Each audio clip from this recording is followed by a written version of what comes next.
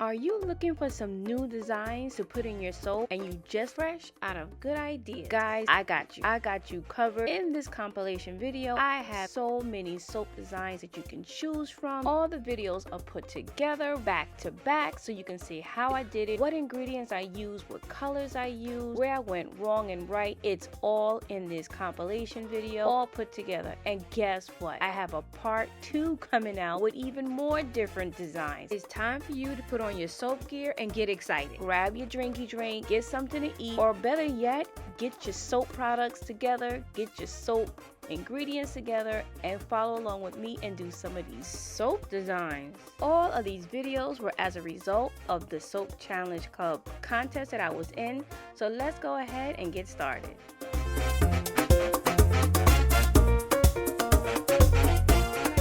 This design, or even this beautiful African design, or this holy carnival Chinese New Year inspired design using one technique. Oh my goodness, guys, don't move a muscle. Watch this entire video to see how I was able to do it.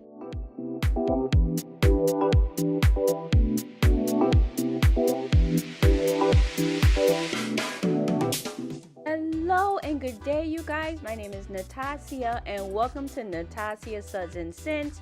In today's video, I'm going to show you this amazing technique that produces so many beautiful creative designs for your soap. It'll blow your socks right off. You don't have on no socks? Well, hold on to your wigs and your hair plugs. Guys, I'm going to be showing you 5 different batches with different traces of the soap batter, so you need to watch the entire video to see how some of the designs came out. So this is thin to medium trace soap, and I'm taking a square bar with a design in the back that's kind of light, and as you can see, there is some texture to it. This dip technique is basically dipping your soap into it could be a collage of colors and pulling it off to get a certain design. Guys, so many things affect the design. How you lift the soap up affects it. If you lift one corner off, 2 corners off, the whole soap off, that affects the design. The trace of the soap can affect the design. The thinness of the soap can affect the design. The background of the bar you're using, whether it's a solid dark soap or a light colored soap, all of these things affect it. I have so many different examples in this video, so please watch the whole thing so I can explain how I got the design and what technique or approach I used.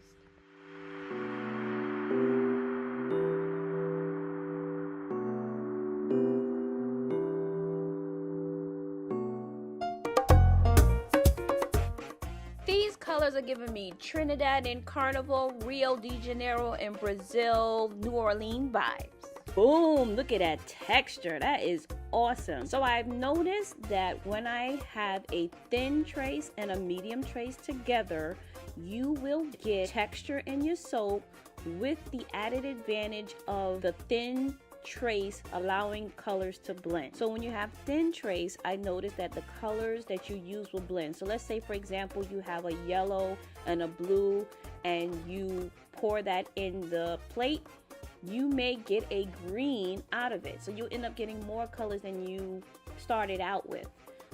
The medium trace allows there to be texture to the soap. So these veins that you see in the soap, that medium trace and thick trace will allow it. However, the colors probably will not blend. Oh my goodness, this is like a mountain or the Atari symbol. How many of y'all had an Atari? Stop playing. I had the 5200 and the 7800.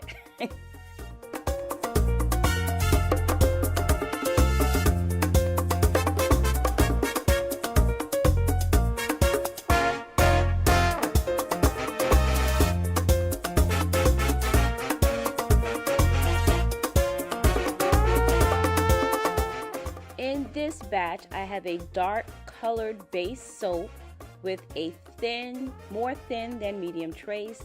And as you can see, I got some texture, although I'm not happy about the unmixed mica in the soap, but I got some texture and I have some blending. However, if you have more thin trace than medium, that texture is just gonna flatten out like a daggone tire on the side of the road that just hit a nail. Like the design will be there, but the texture will flatten out. I like this design. I like how the yellow drips into the pinks and the purples. I think that came out really pretty.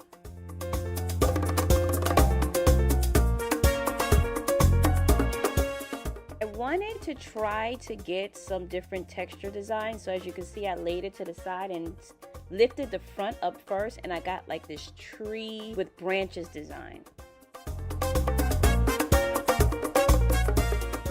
These colors are giving me Holy Celebration, Chinese New Year, Cinco de Mayo vibes.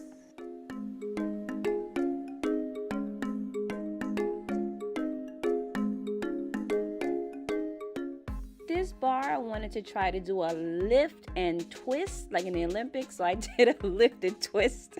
And as you can see, there's some blending of those beautiful colors and a little swirl design in there.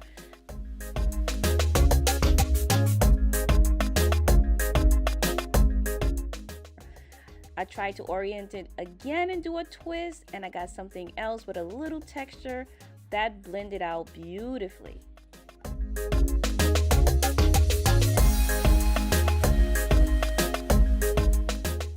Okay, for now, batch 3, the trace of this soap is thin. You can tell by the way I'm pouring and the way it's landing, it's very thin. And I have this dark soap, so do you think it'll come out with anything?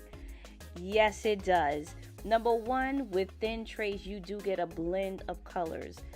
But there's a couple of things you got to keep in mind. Your colors probably need to be saturated a little more, and it's more subtle. So if you have a soap and you have a beautiful design in the soap and you just want to add some accents to it, this is great to have it at thin trace because you're not really obscuring anything in the background, but you're adding a pop of that misty color to it.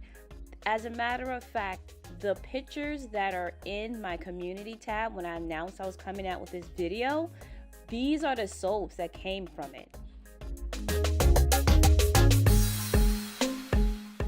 This soap is giving me One Love, Bob Marley poster, Juneteenth, Africa vibes. Did any of you guys go see One Love with Bob Marley in the movies? I don't show all the soaps in this batch, but I do show some of the ones that came out good, but this one came out to be my favorite. Look at that blend and pop of color. What are we saying, guys? What are we saying? This was a blend of that thin trace and some of the colors that started to thicken up. So you see some blending like in the middle of the soap, and on the side you see some blending like the orange and the red is blending. So when I was talking about blending on that soap, you guys see like there's this bluish green color. I didn't pour any blue or any green. That's that gray mixing with that yellow, and like I said, blending and creating a whole nother color.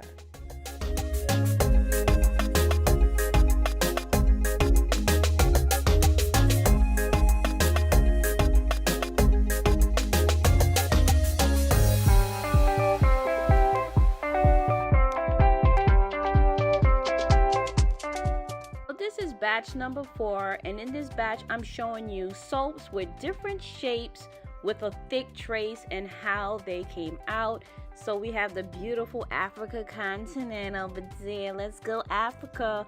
And I'm going to actually dip the dark colored soap in this thick trace so you guys can see the texture that comes out of it, and it's absolutely amazing. Look at how beautiful that is.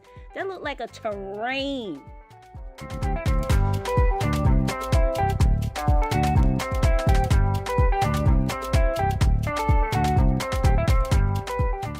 This technique is awesome for those who are not really doing or able to do the intricate details inside the soap. It's great for theming your soap, like if you're doing a baby shower or a wedding and there's certain colors in the events, you can just do a blend of color of soaps and do the party favors that way. You can do a baby reveal video where you have like maybe just the baby colors, just the color theme of the baby shower. If you celebrate Holy and you want to do some holy soaps with a pop of color. You can take your pop of color and dip your soaps in it, and boom, you have a beautiful holy theme soap. What about Independence Day? You can do red, white, and blue and make soaps with that theme if you can't do no intricate designs with that. St. Patrick's Day with beautiful shades of green, you can do that. You can do a beautiful soap with nice earthy colors if you want. If you celebrate Juneteenth and you want to do some African themed soaps, you can dip them in African colors and celebrate Emancipation Day. Or maybe you have an 8-year-old granddaughter or daughter who insists on unicorn themed stuff and you don't have a clue how to put a unicorn in a soap or do a party favor. Get those unicorn colors together, throw it in that plate, and just start dipping, and you got your design right there. Any of the armed services, you want to do an army fatigue soap and you need the different colors of green, you can do yourself a fatigue soap or army soap. What about sports themed soaps like playoffs or March Madness or soccer playoffs, tennis or the Super Bowl, and you have two teams opposing each other? You can have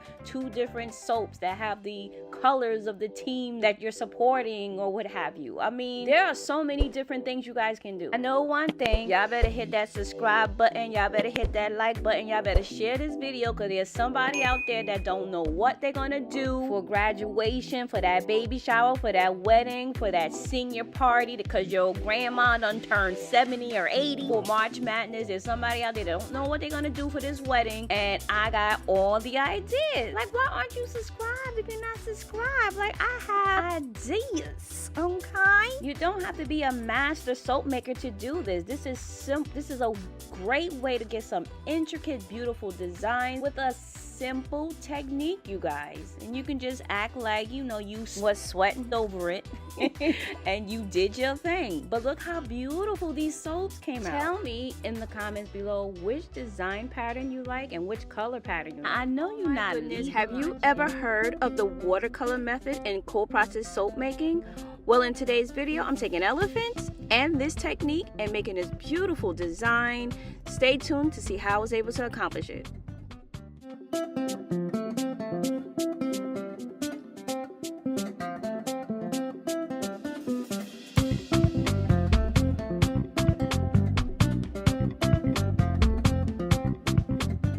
Hello and good day, awesome people. Good evening, good night, and happy new year. I know it's been a minute. My name is Natacia if this is your first time here, and welcome. In today's video, you guys, I am actually showing you how I am doing a method, a technique in cold process soap called the watercolor method. The results are beautiful, trust me. This method was developed by Marina Barano from Creamy Obsession. She developed this method, which I think is like an awesome way to design your soap. And pretty much you start out by ombreing your colors, but to the 10th power. Then there are other additional steps, but we will talk about the additional steps later in the video.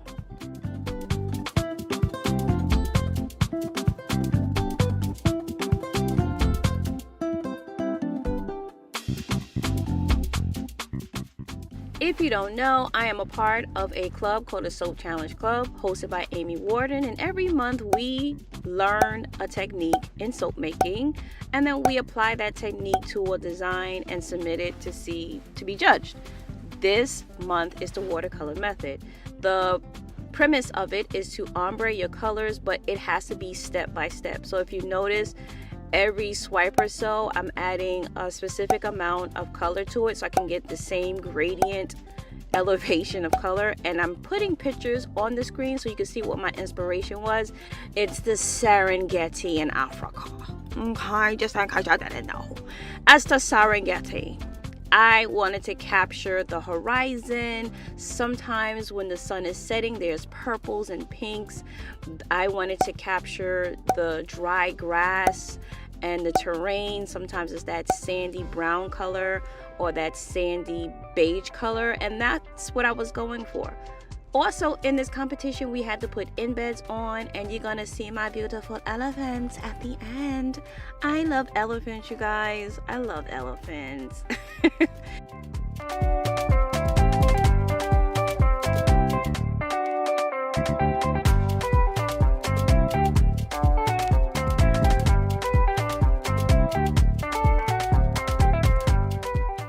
Now what in the elephant done is going on here? What's going on here? Yes, I had to take the spoon. Oh, heck no. After all of that ombreing and scoop, dip, scrape, scallop, I don't know.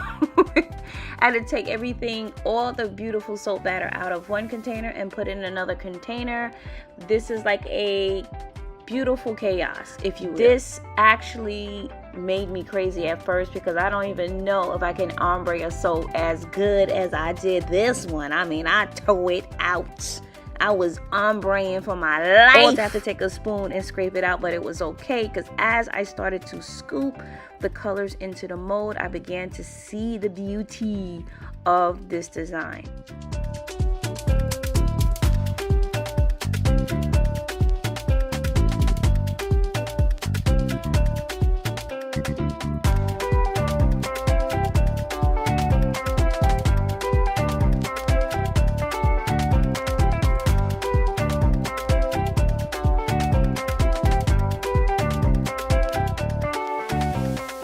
Now this step is optional, but I decided to put some beautiful soap dough leaves on top of my soap.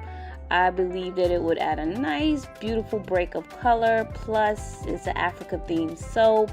So, you know, we put leaves on the top of our soap, right? I mean, don't elephants eat leaves? They do. Yeah, they eat leaves. They eat leaves. So, I made these leaves out of soap dough. I do have a soap dough video coming out. If you're interested in seeing that, please check it out. Check out my channel. I'll be releasing that soon. I actually include a recipe. I mean, at this point, just subscribe so you don't miss out on anything, please. Now, although my approach to the soap is using the watercolor technique, it's inspired by the technique. Inspired because your girl made a error in part of the technique, which is step 3, but we'll talk about that. When that part come up, we'll talk about that. I was gonna pretend and be all like, yeah, this is how it's done and lie. No, I wasn't gonna lie, you guys. I was gonna be honest. I can't be lying on this channel.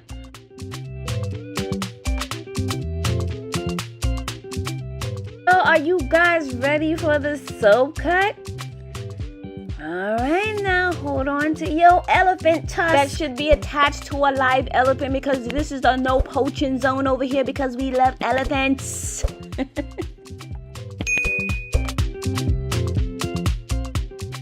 What we doing?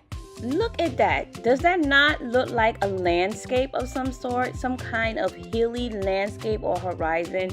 You gotta be looking with an abstract eye. But I see it, guys. I see it. It's beautiful. You can actually see the ombreing of the color, so how it goes dark and it fades into light, and then it just kind of interweaves into the other colors. That Mango Lassie is a beautiful color, you guys. And the flotation device orange is not as pungent or powerful as I thought it would be, but it's okay because it actually adds to the soap. And the fragrance I use is called Baja Cactus Blossom Fragrance Oil by the Flaming Candle. It smells so light and beautiful, guys. It's a blend of fresh flowers, light coconut, and a soothing musk and sandalwood base. Apparently, Bath & Body Works has a fragrance like that. So if you know that scent from Bath & Body Works, it smells like that. It's a beautiful scent. It complements the soap very well.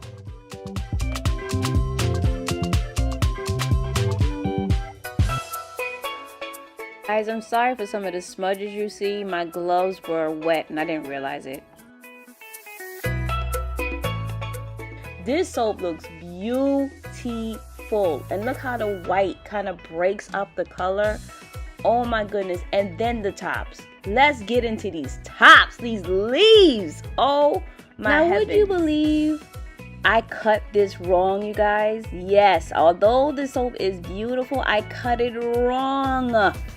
I was supposed to cut it lengthwise, and instead I cut it like a loaf of bread.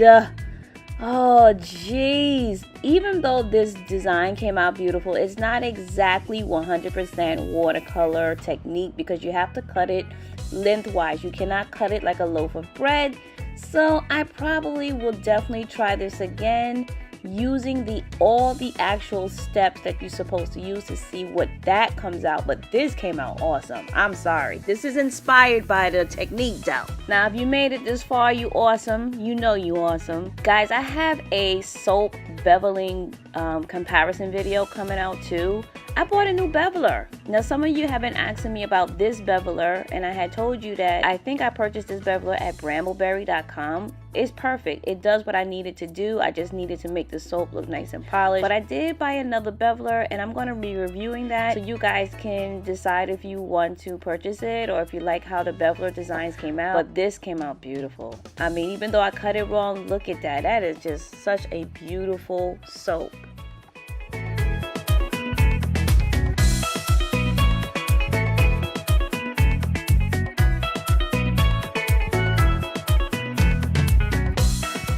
Are you asking, where are the elephants? Where are the elephants? Where are they? Here they go. There they go. These are my elephant soap dough creations. I have a mold that makes elephant, and I use my soap dough to make these creations. The embed, I do have a video, like I said, coming out on how I made soap dough. And I do demo how I, put the soap dough in the mold and make some of these creations. But if you are a soap maker, this does kind of elevate your soap a little bit. It gives it more like a 3D effect, because some soap needs a little, 3D. I mean, we need a little creativity. No, it doesn't. I mean, it's up to you. But it does kind of bring some kind of visual effect to your soap. Now, what you see me doing also is I'm taking a little of the soap dough, the white soap dough, and I'm smushing it down and I'm activating it with a little bit of water to get it to the elephant to stick.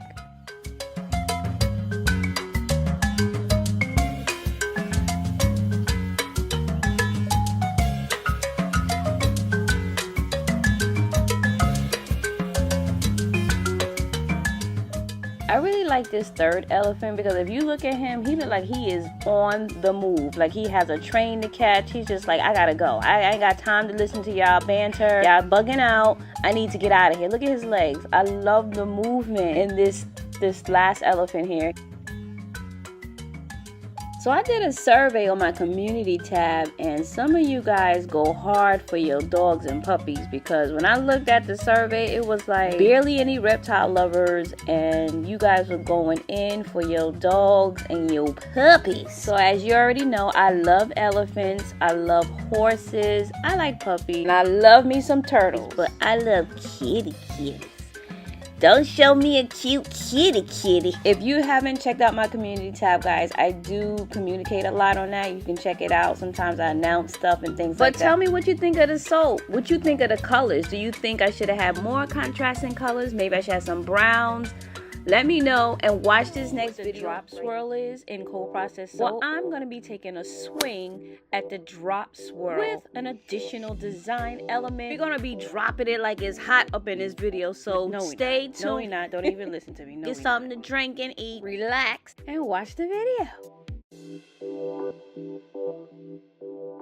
Hello, good morning, good day, good beautiful evening. I am Natacia, and welcome to Natacia Sudz and Scents. I am doing the drop swirl technique. If you haven't washed your eyes yet, if you haven't washed your face yet, it's okay. Still friends, stinky breath and all. Now, drop swirls in cold process soap. It's a technique that is done by pouring alternating colors of soap in lines down the length of your loaf mold. Now, those of you who don't know, I am in the Soap Challenge Club. It's hosted by Amy Warden. Every month we have a soap design contest where we have to take unique techniques, learn them, and then create a soap based on the criteria that are determined by the category you are in. I am doing a layering technique. We didn't have to do this, but the category that I'm in, you have to do another technique in addition to the drop swirl technique in your soap. So I decided to take 4 of the colors that is in the base of the drop swirl and just do a layer technique, and I'm separating it by pink mica lines. I do have a video on layered soap. I'll leave the link at the top and below. But one of the keys to doing a layered soap is when you pour your layer, you want to wait for it to set up before you add any mica lines and before you pour your next layer. Now, if you're wondering if I submitted this design in the contest, the answer is no. You know why? Because I get all my good ideas after the contest is over. Isn't that wonderful? Yeah. It drives me crazy. Every single time deadline has been reached, I think of all of these ideas. You ever take a test and then after they say pencils down, you be like, oh no, number 7 was C. That's what it's like. Now, the soap I did submit was trash. Not trash, trash. Total garbage. And that's where it's currently at, and I will not be doing a video on it. In the Soap Challenge Club, we learn a lot of little tips and tricks in addition to the techniques. And one of the tips that they told us about was to line the inside of your bottles or containers with plastic to lessen your cleanup. The example that they gave was, you know those little air-filled plastics? They look like little pillows, and they put them in boxes to cushion products so they won't get damaged during shipment. They cut one end of it and they stuffed that in there and they used that. But I had these pastry bags because I was piping soap roses on my soap, and I bought a bunch of pastry bags. I think I got some from Dollar Tree and I got some from Party City, and I decided to use the pastry bags to line the inside of the bottles.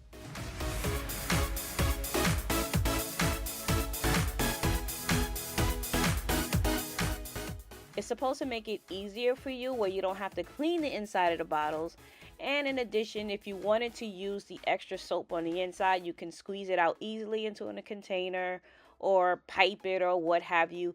But it definitely is a nice step to take when you do not want to have to clean the inside of these daggone containers. Don't go buy pastry bags, guys, just specific for this. You have plastic in the house, you can use any plastic. I just used this because this is what I had on hand.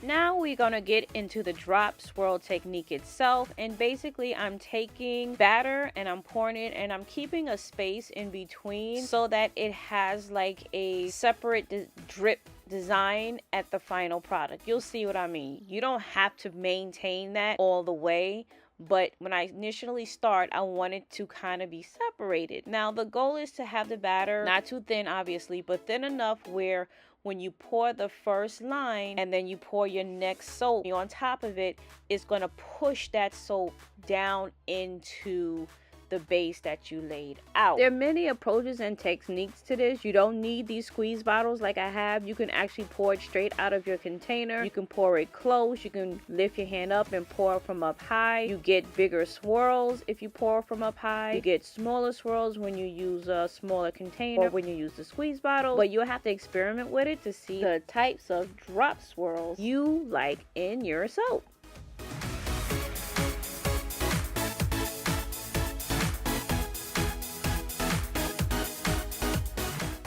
So the actual design I used in the contest, it came out okay. If I'm not too embarrassed, I'll provide a picture right here so you guys can see it.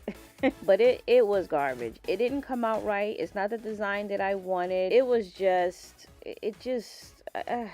I really don't like that about myself, where I have all the ideas after everything is said and done, but I still implement them and write the ideas down just in case. So for added measure, I'm gonna give this loaf 2 days to cure so that it's absolutely solid when it's ready to cut.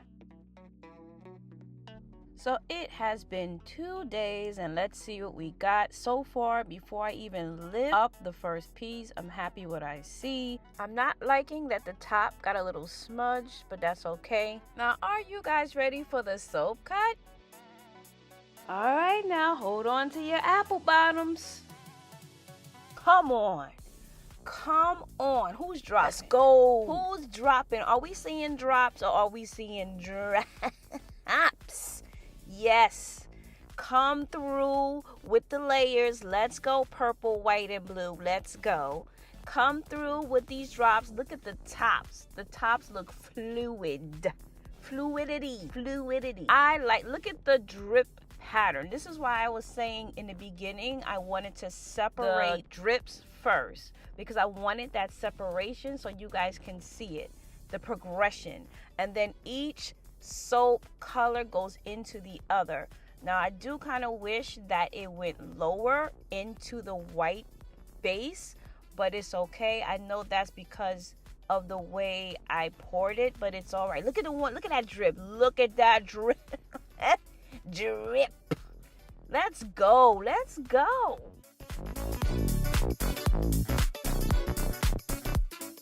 I want to go ahead and do another video with another drip swirl technique, just because I want to push the envelope. I want my drips to be deeper. Oh my goodness. But this came out awesome. The only thing I'm not liking is the white part, because it looks like the titanium dioxide didn't blend well, but it's okay. The other thing too is that when I was doing this, I forgot to make a white batter to go in between the colors, but it's okay. The blue and the purple work out. Shout out to the pink mica in between the lines. You showing off pink mica. You know you showing off pink mica. You ain't gotta be all showing off like that, but the pink mica is just doing an excellent job outlining the layers. Good job. Why am I making a big deal about a bar of soap? Some of you might be saying it's just soap. I mean, you're gonna use it and mess up the design. I mean, I could say the same thing about food you eat at a restaurant. It's all in the presentation, you guys. Like, if you go to a restaurant and you use your hard-earned money to pay for your food, yes, you're gonna eat the food, but don't you want the presentation to be like mouth-watering and appetizing? Would you rather the waiter just come to your table, slam the food in front of you and go, "Have a nice day," and it's just slop. Everything is just slopped in front of you. It's not appetizing. It don't look nice. You ask, "Why are you throwing my food like this? It look like garbage." And the waiter goes, "Well, you know, you're gonna be eating it anyway. It's gonna look the same when you eat it, when it digests." Oh man. Where's your manager, sir? Where is your manager? So you already know another video with the drop swirl technique is coming out, because I gotta push the envelope. Good day, you guys. This is Natacia, and I'm using the Buffalo Plaid technique to make this beautiful soap. If you want to see how I did it, get your wine ready and let's get right into this video.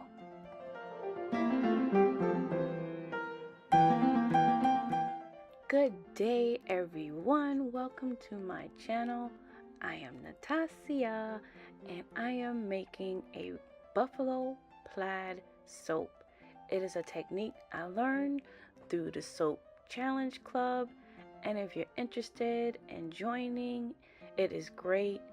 We all get together and share techniques and ideas, and it's a great experience if you're a soaper and you want to know how to soap and make different designs. So I'll leave that link in the description box below. So I decided to take my approach to this design is basically like Plaid, guys. You know how every other box is a different color? So I decided I wanted to do a marble kind of design box in my soap, and it reminded me of grapes and a vineyard, so I chose that theme for my soap. Here you see me mixing colors together. These colors are Grape Ape from Mad Micas, Titanium Dioxide, and the third one, I can't think of the name, but I'll put it on the screen. But I wanted those contrasting colors together, and I'm gonna mix them. If you're a new subscriber, you are so awesome. Thank you for subscribing. I love it. If you're an existing subscriber holding me down, you are so awesome. You know that already. And if you're just stopping by to watch, welcome. You're always welcome. Right now, you're just going to see me creating my individual squares to put inside the soap. So guys, this took me about 3 days to do. Because first I had to make the individual squares that's going to go inside the bar. And then the other two colors I'm going to pour are colors that I'm going to mix as I do each layer. You'll see what I mean while I'm doing it.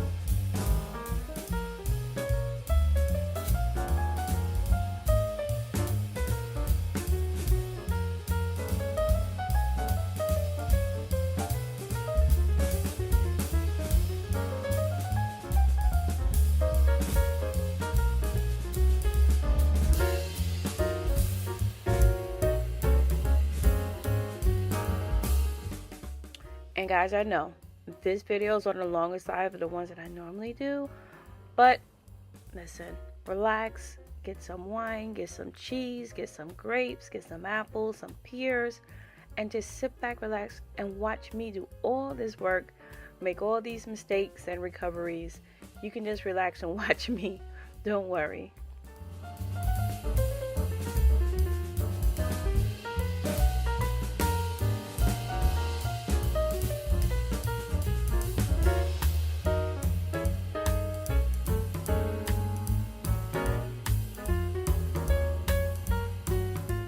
Now here is soap dough. And here are my embeds. Now, guys, what does this look like to you? What does that look like to you? Because those are supposed to be grapes. Oh my goodness. Anyway, like I said, it's a vineyard theme that I was envisioning.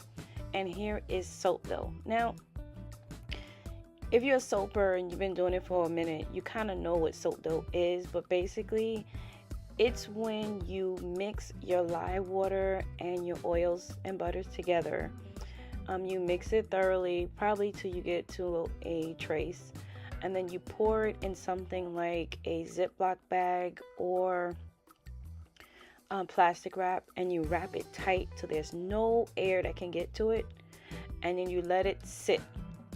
And when you do that, it saponifies and it does turn into soap, but it doesn't get a chance to get very hard.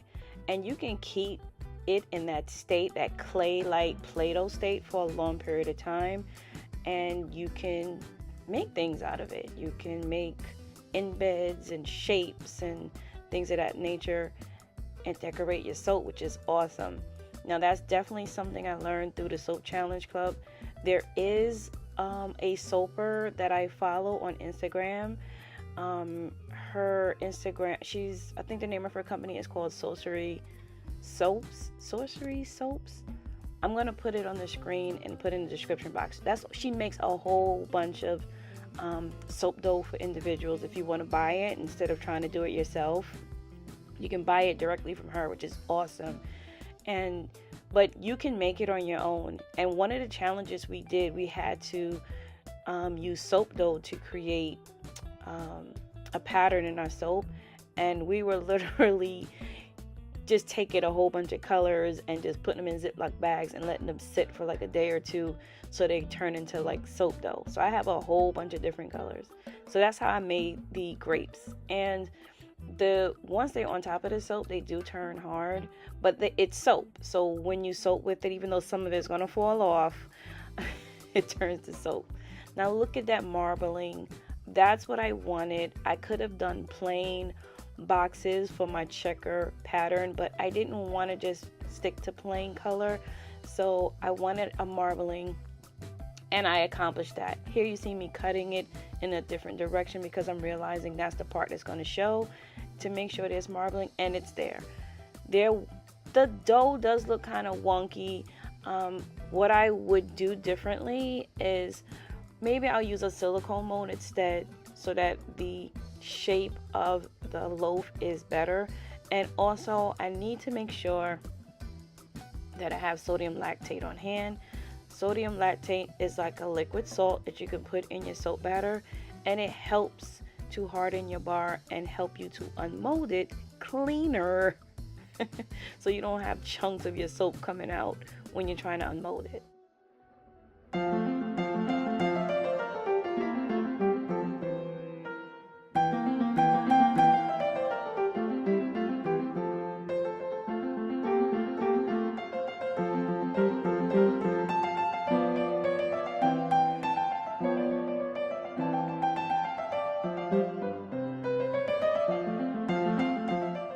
Right now I am cutting my cubes. So these are in 1/2 inch by 1/2 inch. Unfortunately, my cutter doesn't have a measure on it. There are some cutters that have it where you can see the height and you can cut it, but I had to use a ruler. My boxes are 1/2 inch by 1/2 inch by 1/2 inch. For the advanced category, you had to have boxes that were less than 1 inch big. So that's why you see me cutting them so small. And guys, there's so much measurement that goes into this. I didn't show it in this video. If you're interested in seeing like the detailed measurement of how to do this, I could do another video below, but I have to see that there's people interested in seeing it. It's kind of detailed and it's tedious, but you know, you have to prepare. But it is measurements that you have to take for this. See, that's kind of some of my measurements. I had to measure the width and the length of my mold and calculate 1/2 inch for each box and how much of those cubes I was going to need and how much ounces I would need to pour for each layer. It's not hard. It's just tedious, but you get a beautiful bar of soap if you do it.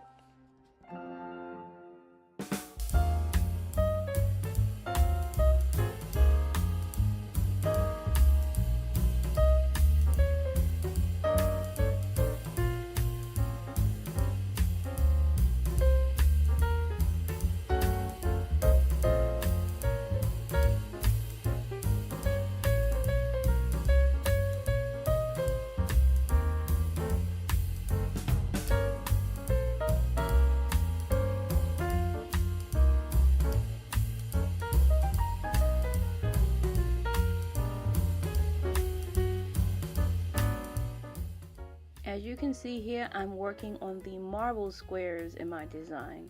Now my design drawing is not exactly how the soap is. What I didn't show you is there was an error that I made in the calculation, so I had to make some adjustments to it, but I wanted you guys to see what areas I was working on. Again, you could have did plain soap, plain colored. I just wanted to be different. I wanted something different. And there is a calculation on how to calculate how much ounces are in each cube and how many ounces you need to make up to cover each cube. Again, if you guys want to see it, I can do a detailed video, but right now I'm just demonstrating how I created this beautiful soap.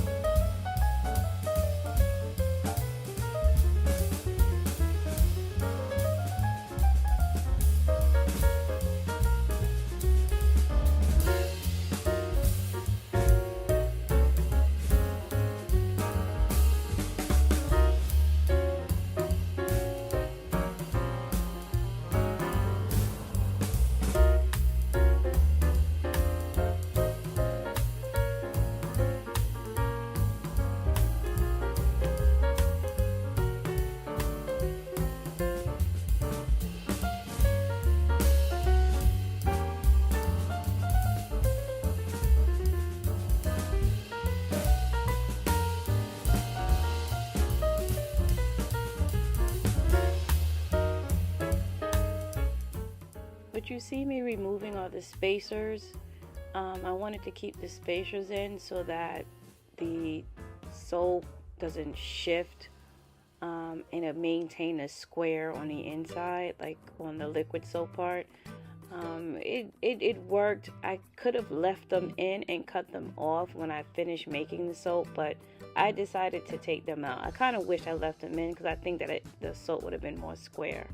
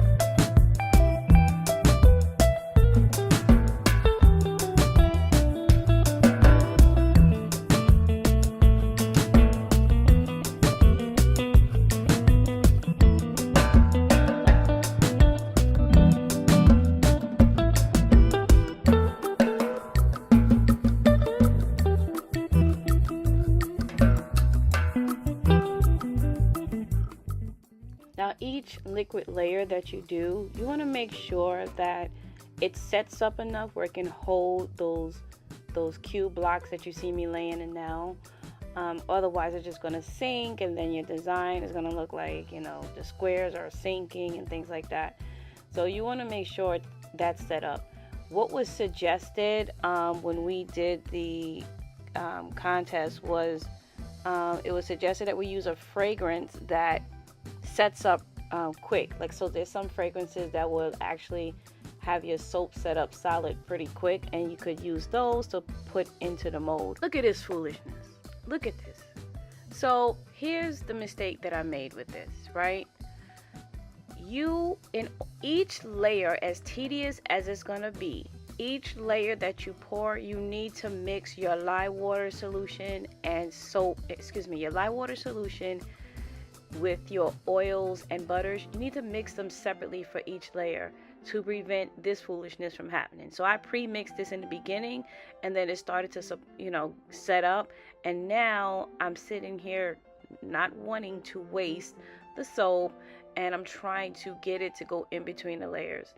The good news with this is that it's set up already, so I don't have to wait for it to set up to lay the next layer on top of it. The bad news is that this can cause air pockets. So I'm running the risk of some of that soap not going all the way into those crevices, and when I cut the soap, I run the risk of getting air pockets. So my suggestion to you is, if you're trying to do this technique, as tedious as it is, mix your layer when you're ready to lay it. Do not mix it ahead of time and have it sit there, because you're going to run into this issue.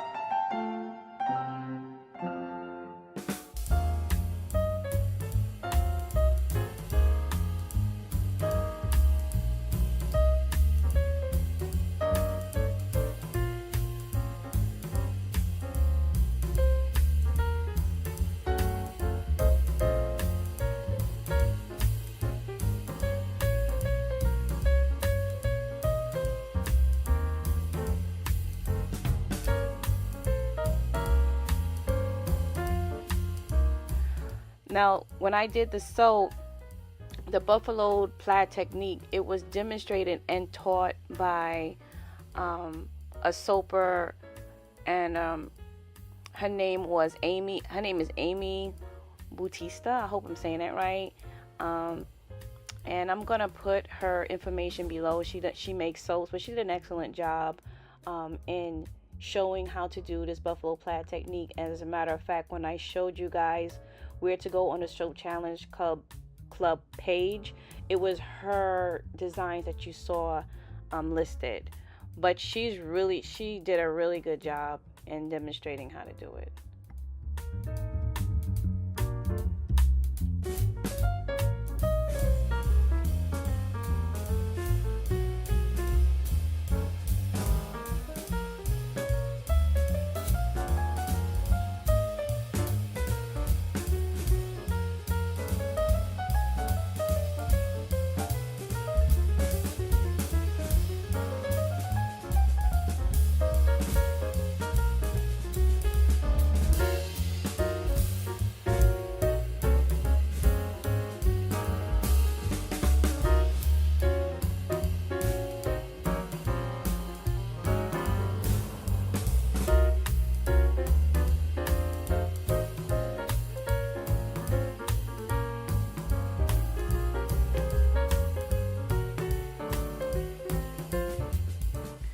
There's so many no-nos in this video.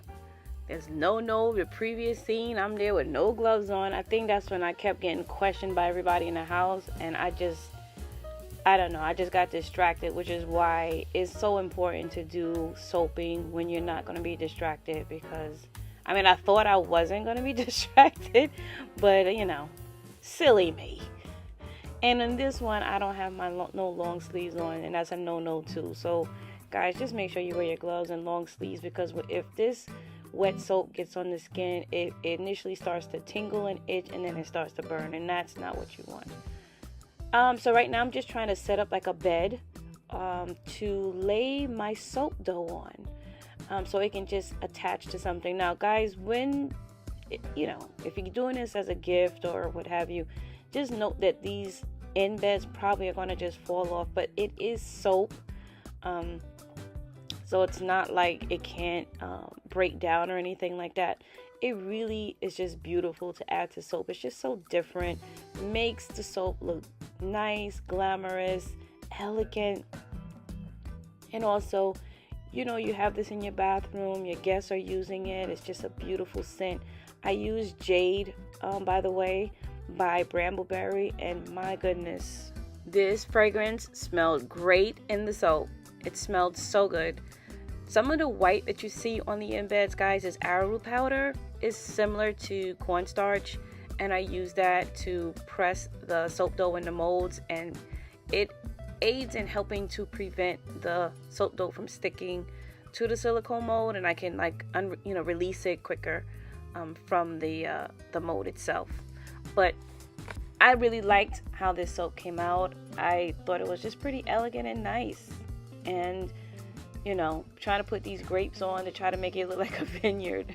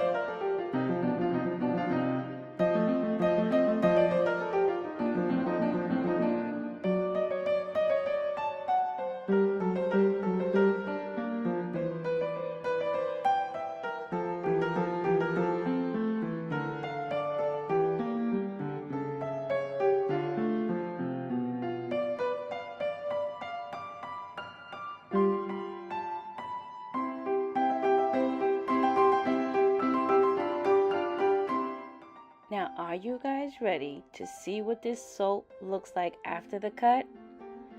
All right, now, hold on to your Gouda cheese and grapes. Let's see what we got.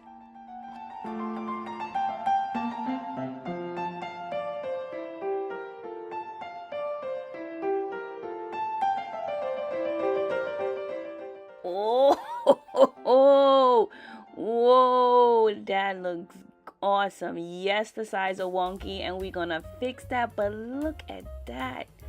That look like a plaid blanket. Oh, beautiful.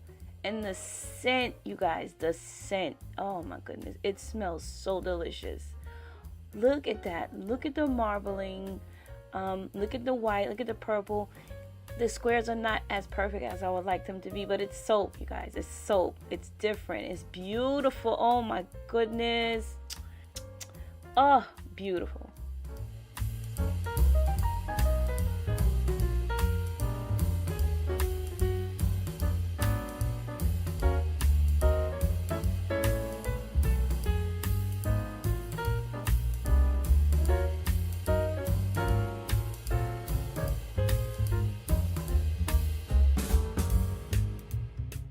The sides were misshapen because remember I poured in that soap and it was already set up. So make sure when you pour in your layers is liquid soap.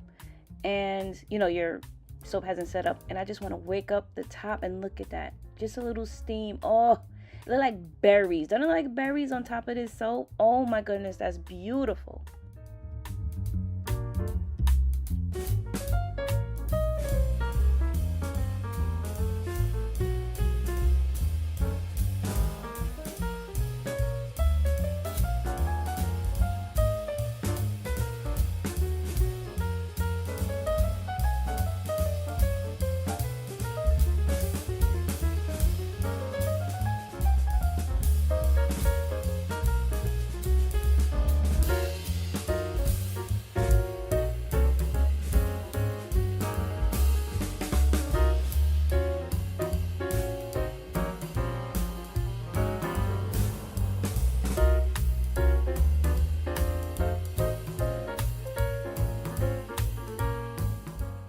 This is why I don't panic when I make mistakes in soap, because there's always a way to make it better.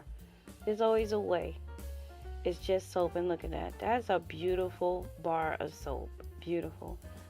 Here I'm just going to bevel the side so it looks even more polished and more presentable and elegant. And look at that. That is, man, listen to me. If you guys are saying that's not elegant and beautiful, I don't know what to tell you. I just don't know what to tell you.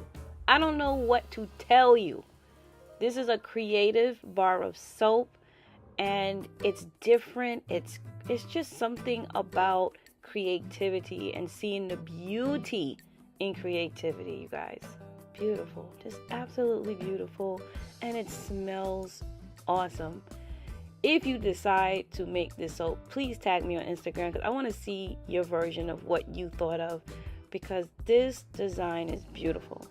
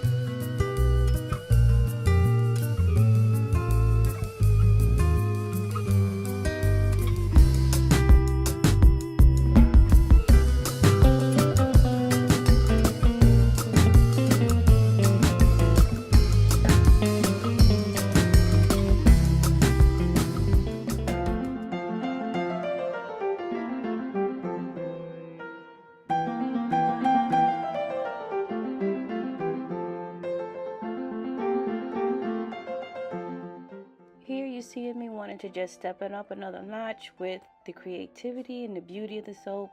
So I'm adding the grape embeds to the front. I'm using melted cocoa butter, but you guys, if you have soap that you've already have sitting, like if you made soap and you have some left over in one of your pots and containers, you can use that to glue it on and it will work fine. Just keep in mind that this probably is going to just with the first wash come off, but when you're presenting this as a gift or you're selling it, it just adds so much elegance. Look at that.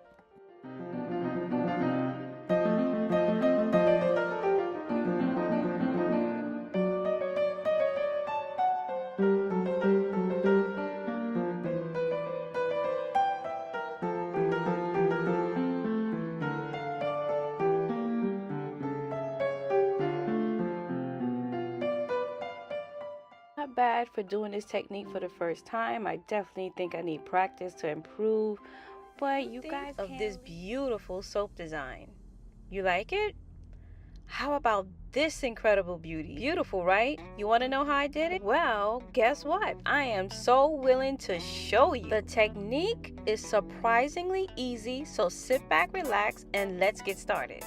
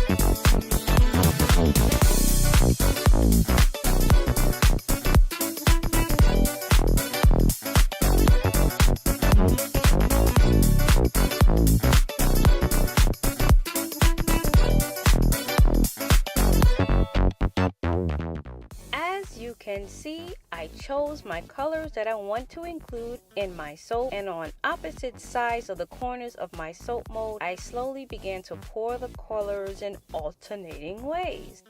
I think the soap came out beautiful. You do want to watch the consistency of your soap, because if it's too loose, be muddy, and if it's too thick, it won't spin and create that beautiful swirl design that we need in our soap.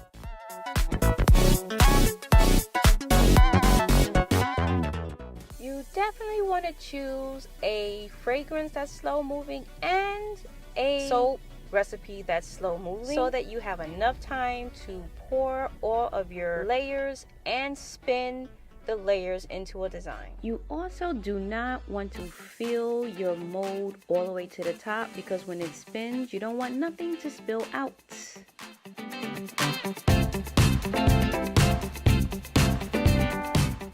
Alright guys, I'm about to start spinning, so if you get dizzy quick, don't watch. But basically I'm spinning the soap so that it can create that swirl in the soap, because it's still kind of loose moving, and as it spins you're going to see that the design is going to start changing.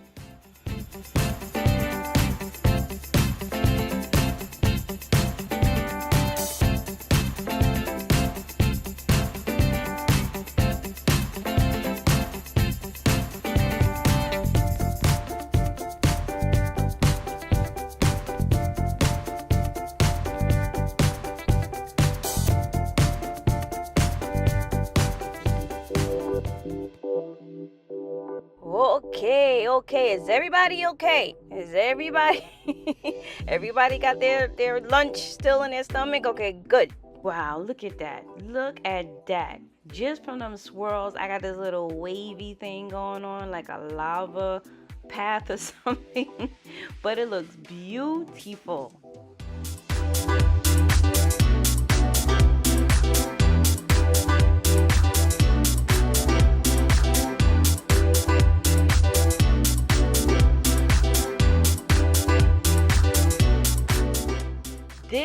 actually came out better than expected. I love how the orange adds that brightness and that blue just adds a little punch.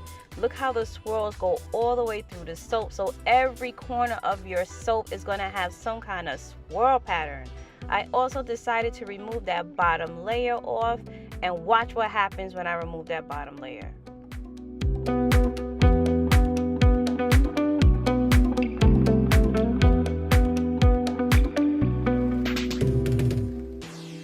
Boom, boom, look at that, look at that. Oh my goodness. Yes, it is beautiful. That blue is just singing. That orange and that blue is just, I don't know, it's taking me. So as you can see, if you are a regular on my channel, you know that I've been fighting to get another soap loaf cutter, and this is it. I will do a review on it so you guys can see the ins and outs of it. So far, I'm just trying to get used to it, but I love it. It cuts so nice and clean, and I love it. Look at that. So just so you guys know, you don't have to have a ton of colors in your soap. You can have 2 colors. You can have natural colors. You can have botanical colors. It doesn't matter. When you swirl it, it does create a very beautiful design in the soap. Look at that. That looks beautiful. And this soap cutter cuts very, very clean, which is what I love about it.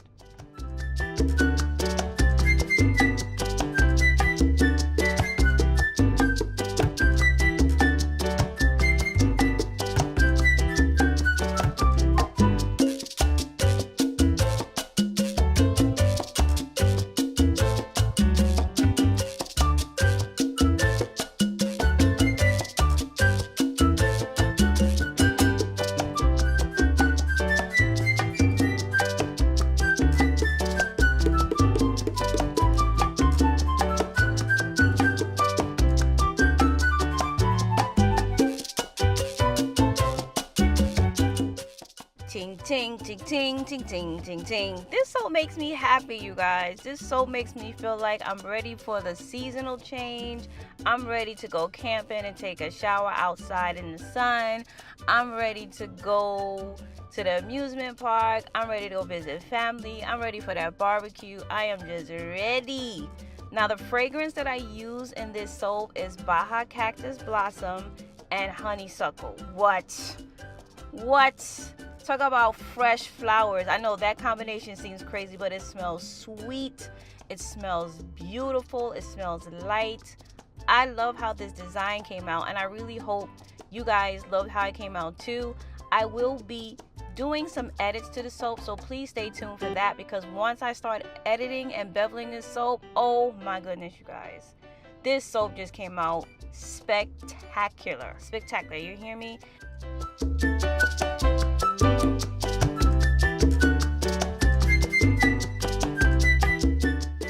As a matter of fact, if you have not subscribed yet, what are you waiting for? What are you waiting for? You're getting pizzazz, you're getting recipes, you're getting personality, you're getting the crazy, you're getting the happy, you're getting the positive vibes, and you're getting the techniques. Let's go. Subscribe right now. Hit the like button. No, seriously do, because YouTube will not push my content out unless you guys actually subscribe and hit like. I don't know what's going on.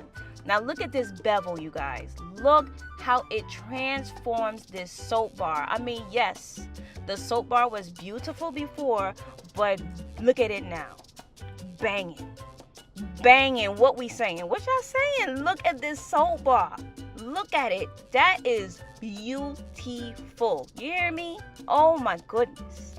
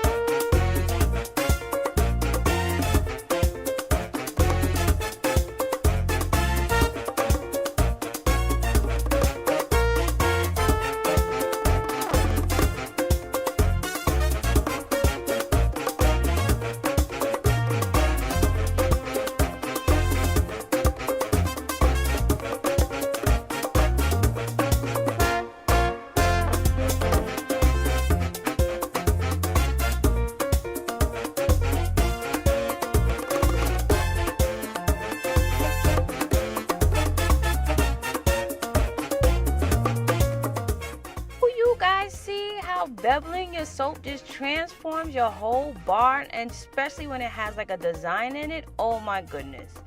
Now there are some edits I did that I did not show you, like I had to shave down the sides because they were a little frumpy looking in my opinion, so I wanted that sharper edge. As you can see when I'm turning the soap, it has like a more cleaner, sharper look to it. Yes, because we got to show out when we making our craft. We gotta show out.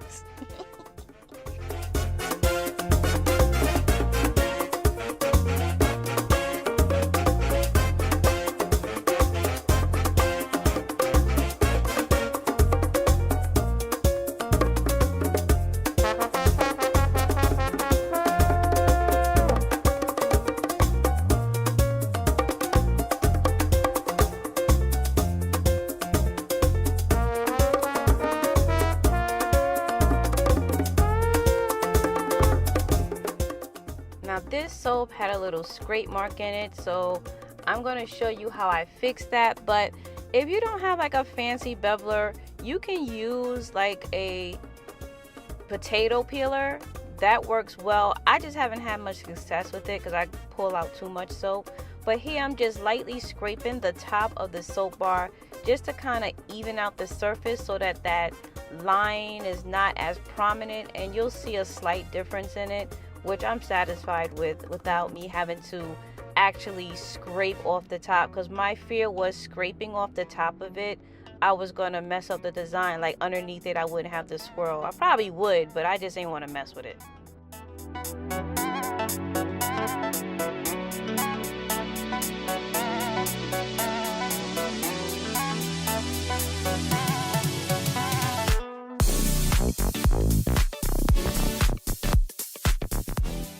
In the comment section below, I need to know what you guys think. What do you think about these wild colors? I didn't know if these were gonna go well. I just took a chance, you guys, and I was like, we gonna walk out on faith. And it came out looking actually really beautiful in my opinion. I would love to try this design with more botanical or natural colors or earth tones. I saw a soap like this using the spin swirl technique, and it used earth tone colors, and it came out absolutely spectacular. So what do you guys think of the soap? Let me know in the comment section below and what colors you would use. And I know you ain't about to exit this channel. The party just started. You need to click on one of these videos. The splash swirl technique 5 times, you guys, and I'm about to show you how I did it in the rest of this video.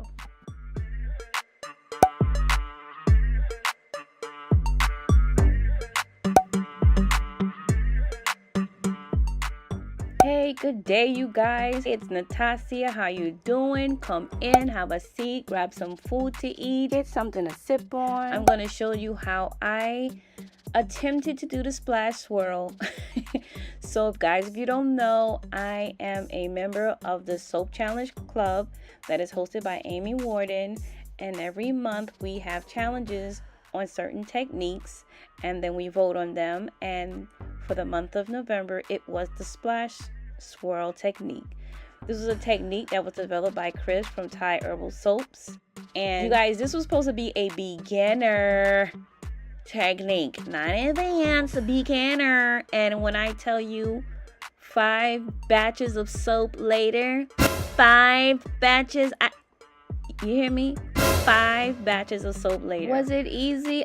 Negative for the design I was trying to do. No, I was like, okay, this is it. So what I'm showing you guys is batch number 4 and 5 in this video because I was done.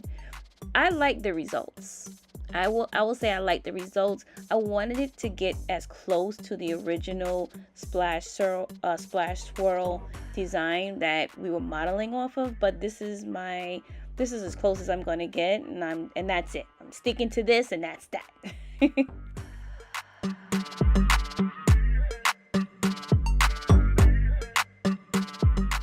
Now, when using the splash swirl technique, we load some soap. There's generally a base color and then accent colors, and then we take what is called You can take a tie rod, or some people use hangers with the straws on them, and you'll see in the video what I mean.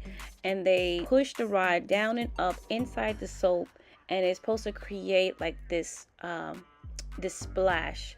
And some results that I've been seeing are awesomely nice, great manipulation of color.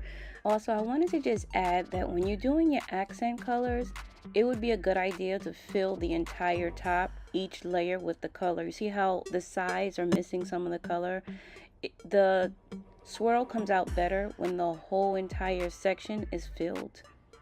Now, as you see, I'm taking the tie rod and I'm actually pushing the top of the batter into the bottom to try to create a splash, a type of, I guess, splash swirl that actually goes into the base. You have to pay attention to the consistency of your batter.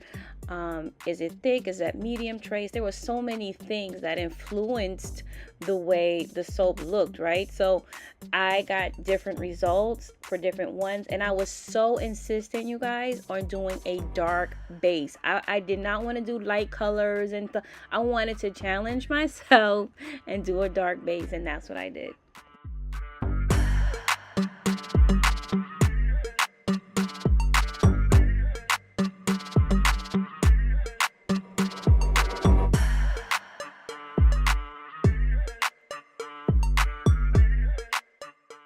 For this top, as you see, I wanted it to be artistic, kind of like random. I didn't want it to be too feminine. I wanted to match the scent. And I was having a Bob Ross moment, you know, happy little lines.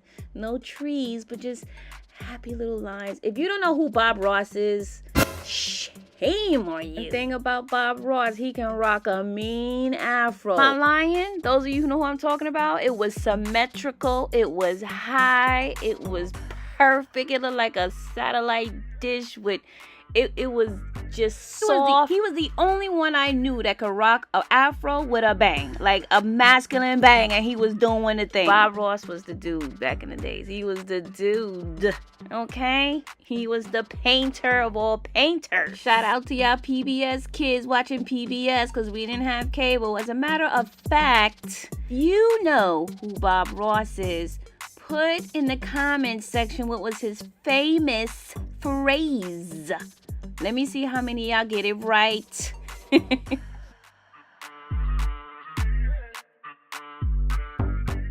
By the way, shout out to these colors. This color combo is doing it for this soap.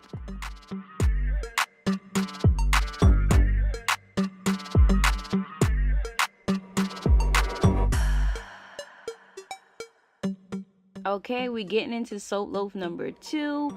I will show both the cuts for both loaves together towards some part of this video. I'm not even gonna tell y'all.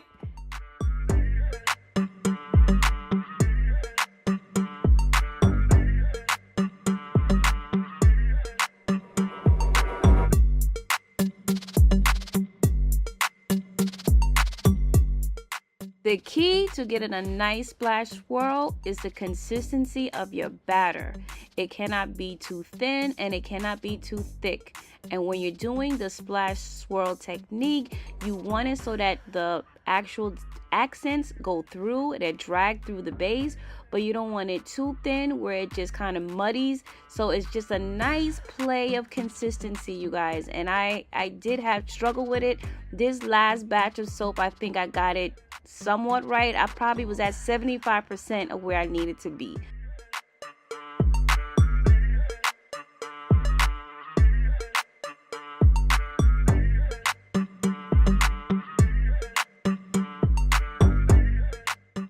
So the fragrance I use in this soap, if you're asking, is called Tobacco and Bay Leaf. It's made by Brambleberry and it smells good. It's masculine.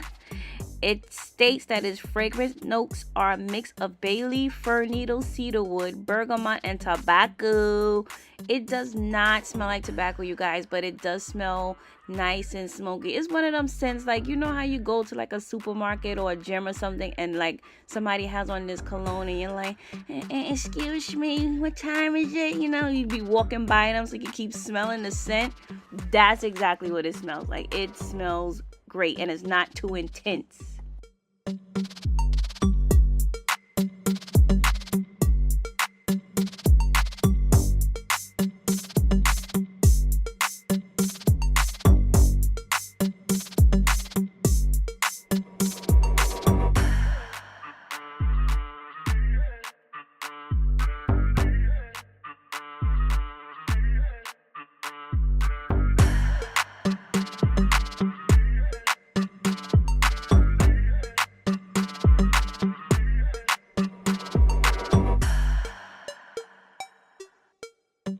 Now look at that. That just looks so artistic and nice. I love it. I love it. So here's soap loaf number 1. Very nice. The lines are slanted. Very artistic. I love, love, love the color combination. This looks really nice on the top of this soap.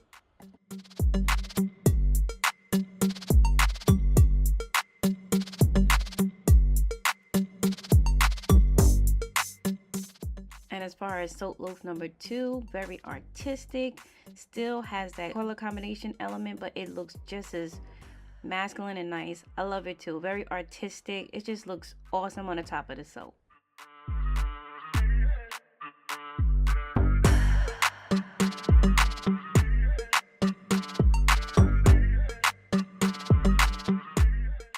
So I wanted to show you guys the cut and unmolding of soap loaf number 2 first, because I felt like the results were the best, and I think you guys will enjoy seeing how both loaves came out, but this one I felt like I did a little better.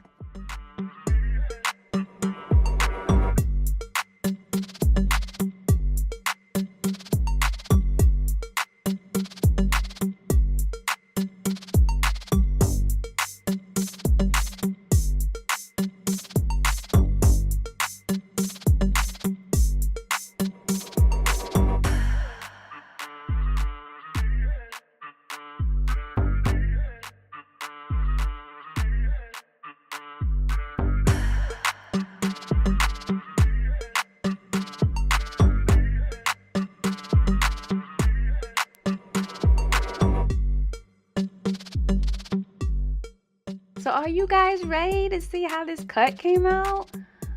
All right now, hold on to your Afro picks.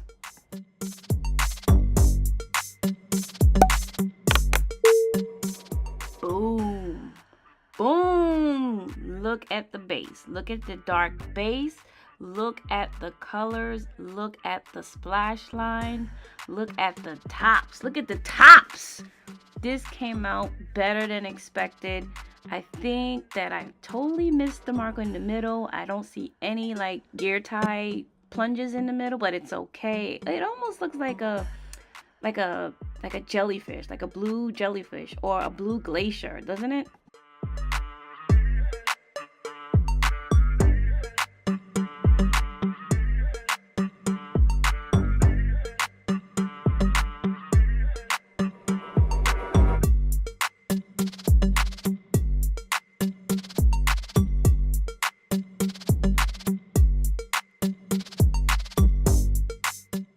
Now this bar of soap looks a bit more intense than the example splash swirl soap I showed you guys, but this is the result that I received. Like I said, a lot of people had some wonderful results. They had like exaggerated like dips in their soap, which looks nice, but I liked how this came out. It does look different, it looks creative, and I really think it was a success. Maybe not a 100% or 90% success on the original intent and design, but I would give myself a good 80 on this as far as the attempt. I mean, after 5 loaves, that's it. 80 is fine with me.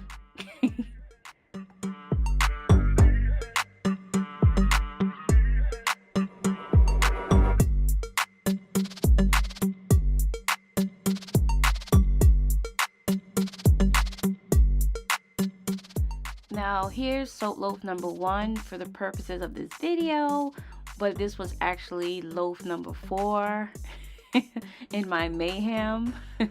Are you guys ready to see how this cut came out? Alright, now hold on to your contacts.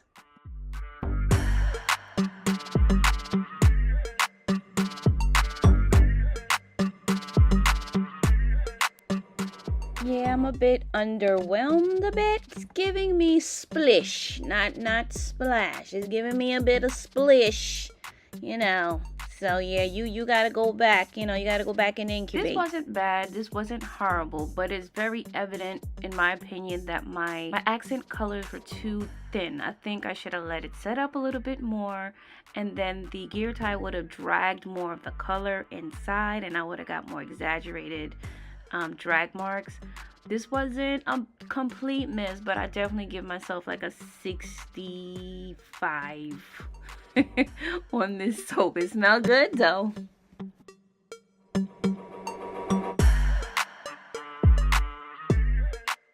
If you are a soaper, I will encourage you to try this technique. You're gonna get varying results. Play with the colors and try something different. I loved this attempt at the splash swirl. I thought it was pretty good. Now, I mean, can I please get a subscribe, a like, or something with 5 batches of soap?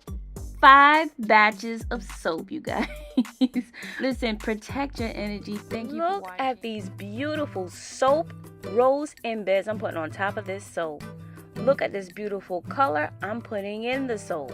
And it's fragrance with Rose Hip Jasmine by Brambleberry. Guys, this is a beauty. A bouquet beauty. If you want to see how I made it, stay tuned.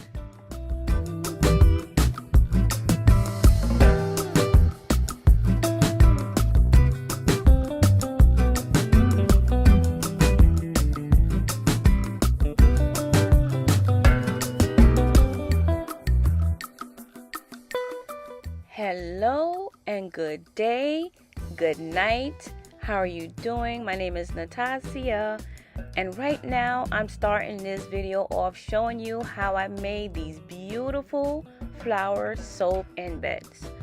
So guys, as I make soap, a lot of times there are soap batter that's left over.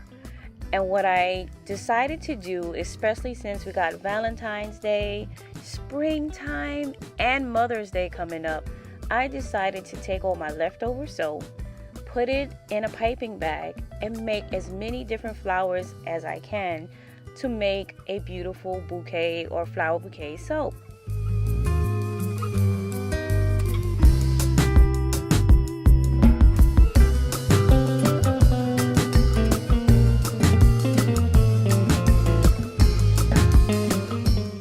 If you're here for the first time watching my channel, welcome, welcome, welcome.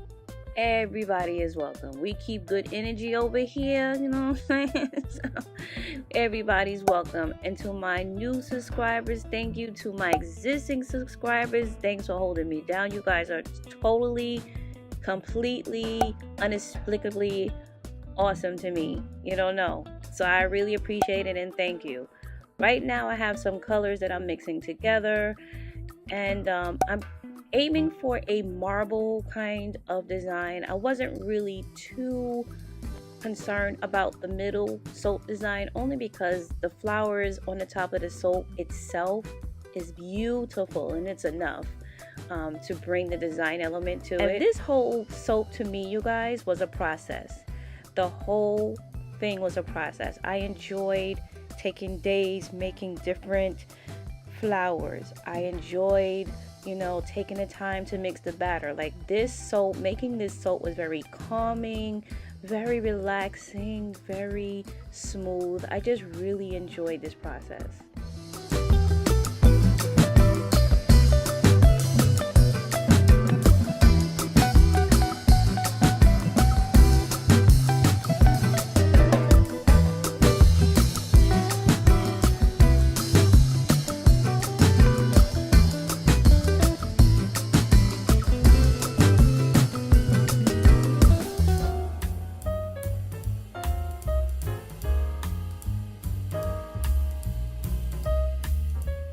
So I wanted to talk to you guys a little bit about the fragrance. So the fragrance is Rosehip Jasmine by Brambleberry. They describe the fragrance profile as a blend of rosehip and jasmine fragrance.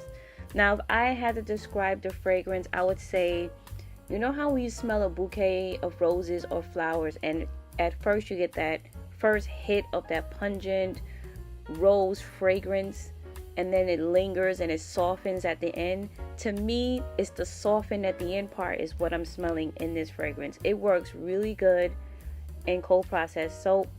I soaped between 81 and 88 degrees. It behaved so well, in fact, that some of my soap batter I feel was a bit too liquid when I mixed it when I made this particular batch. But I made it work, because that's what we do over here. That's what we do over here. If something don't work out, I have to figure out a way to make it work. And that's exactly what I did.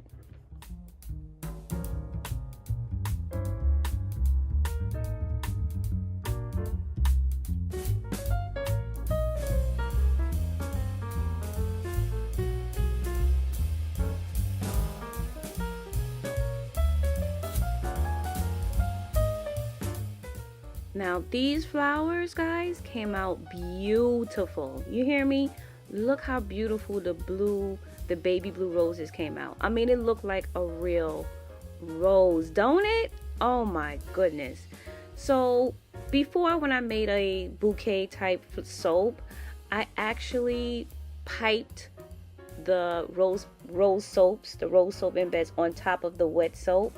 And when I tell you, it was so hit or miss, because you can't predict how it comes out, because the batter can change inside the piping bag and then you can end up with a mess.